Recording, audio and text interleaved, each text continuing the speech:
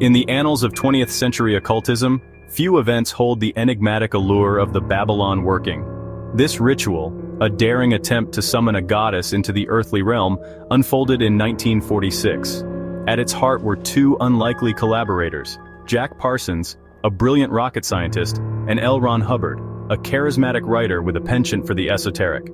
Their shared ambition: to invoke Babylon, the Scarlet Woman, a potent symbol of feminine power and liberation within the esoteric system of Thelema. The Babylon working transcended a mere occult experiment, becoming a testament to the potent intersection of science, mysticism, and ambition. This audacious ritual, shrouded in mystery and controversy, continues to fascinate and provoke, offering a glimpse into the complexities of human belief and the enduring quest to connect with the unknown. The ramifications of the Babylon working would reverberate far beyond the confines of their ritualistic endeavor. Some speculate that it created a bridge, opening a door, between our world and the world of the supernatural. One that remains open to this day. I have a few different videos on occultism on my channel. Please check them out for more information on this subject. Also, please subscribe to support my channel, and receive more videos in the future. Thank you. The Babylon working ritual sowed the seeds of discord between Parsons and Hubbard, ultimately leading to their estrangement.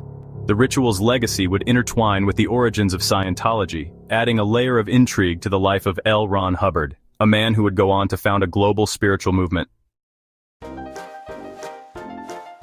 Jack Whiteside Parsons, born in 1914, embodied a dichotomy, a scientific prodigy drawn to the mysteries of the occult. From a young age, he displayed an exceptional aptitude for chemistry and physics, leading him to pioneer groundbreaking rocket propulsion technologies. His contributions to the nascent field of rocketry proved instrumental in the establishment of the Jet Propulsion Laboratory, or JPL.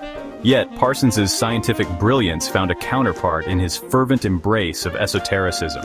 He delved into the writings of Aleister Crowley, the controversial English occultist who founded the religion of Thelema. Captivated by Thelema's emphasis on personal liberation and the pursuit of one's true will, Parsons became a devoted follower. He ascended the ranks of Crowley's Ordo Templi Orientis, or OTO, eventually leading the Agape Lodge in Pasadena, California. L.Ron Hubbard, born in 1911, possessed a different kind of genius, a wordsmith who spun fantastical tales for pulp magazines.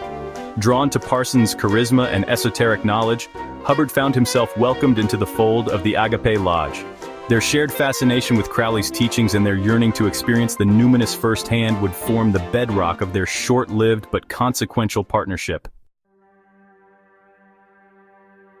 To comprehend the motivations behind the Babylon working, one must first delve into the core tenets of Thelema. This esoteric system, established by Aleister Crowley in the early 20th century, posits a radical philosophy centered on individual sovereignty and the pursuit of one's true will. Central to Thelema is the concept of Babylon, the Scarlet Woman. This goddess, a potent archetype of feminine power, sexuality, and liberation, embodies the untamed forces of nature and the dismantling of restrictive social norms. For Jack Parsons, a man who straddled the worlds of science and mysticism, Thelema's emphasis on personal liberation and the pursuit of knowledge resonated deeply. He viewed science and magic as two sides of the same coin, both tools to unlock the secrets of the universe. In Babylon, he saw not only a goddess, but also a symbol of the untapped potential within humanity, waiting to be unleashed.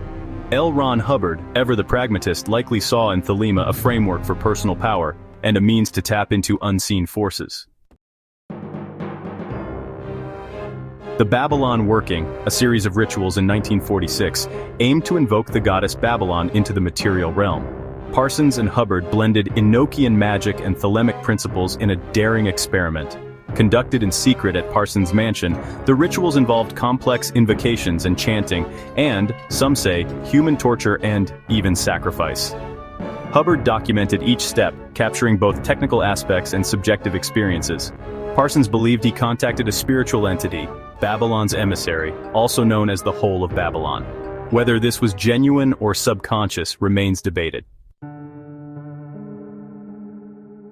The purported success of the Babylon working remains a subject of much debate and speculation within occult circles and beyond. Parsons, in his diaries and letters, proclaimed the rituals a resounding triumph. He believed they had opened a portal to a higher realm, allowing him to commune with Babylon's emissary. He even claimed that a series of synchronicities and significant events in his life following the workings were direct results of the ritual's success. However, others, including some within the Thelemic community, met Parsons's claims with skepticism. They argued that his experiences could be attributed to psychological factors, such as the power of suggestion or the placebo effect. The ritual's reliance on subjective interpretation and the lack of concrete evidence beyond Parsons's own accounts fueled the debate over the working's efficacy. Hubbard's stance on the ritual's outcome proved more elusive. Whether the Babylon working achieved its intended goal of invoking a goddess remains an open question. The Babylon working, while initially a shared endeavor fueled by mutual interest and ambition, ultimately proved to be a catalyst for the deterioration of Parsons and Hubbard's relationship. The seeds of discord were sown amidst the rituals themselves, as tensions arose from their differing personalities and approaches to the occult. Parsons, the idealistic dreamer, approached the workings with a fervor bordering on religious ecstasy. He sought genuine communion with the divine, believing he could usher in a new era of spiritual enlightenment. Hubbard, the pragmatic observer, maintained a more detached stance, documenting the proceedings with a cool head and a keen eye for detail. Their differing perspectives on the ritual's outcome further widened the rift between them. Parsons, convinced of their success, grew increasingly erratic and unpredictable in his behavior. Hubbard, skeptical of Parsons's claims and sensing an opportunity, allegedly manipulated Parsons into a series of ill-advised financial decisions that left Parsons financially ruined.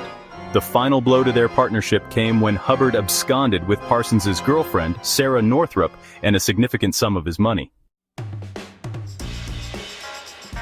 The Babylon working, despite its controversial nature and disputed outcomes, continues to captivate the imaginations of occultists, historians, and those intrigued by the fringes of 20th century counterculture.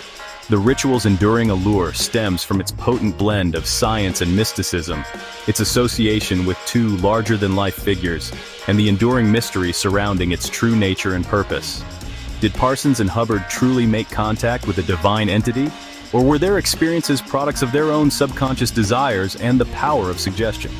Was the ritual a genuine attempt to invoke a goddess, or a meticulously crafted exercise in self-deception? The answers to these questions remain elusive, lost to the mists of time and the subjective nature of the events themselves.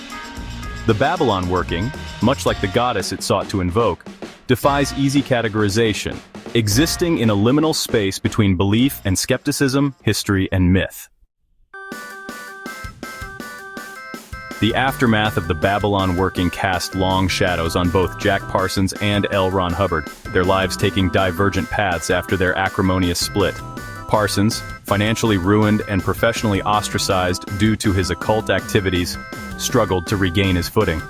He continued to explore esotericism, but the betrayal he experienced at the hands of Hubbard left an indelible mark. In 1952, at the age of 37, Parsons' life was cut tragically short in a laboratory explosion. The circumstances surrounding his death remain shrouded in mystery, with some speculating foul play, while others maintain it was a tragic accident. Whatever the cause, Parsons' untimely demise solidified his status as a tragic figure, a brilliant mind consumed by his passions and ultimately betrayed by his own hubris. Hubbard, in stark contrast to Parsons' tragic fate, went on to achieve global fame, albeit mired in controversy, as the founder of Scientology. He drew upon his experiences with Parsons and his knowledge of Thelema to develop Dianetics, the precursor to Scientology. Despite the controversies, Scientology flourished, growing into a global movement with millions of followers worldwide. The Babylon working, viewed through the lens of history, stands as a testament to the complex interplay between science, mysticism, and ambition.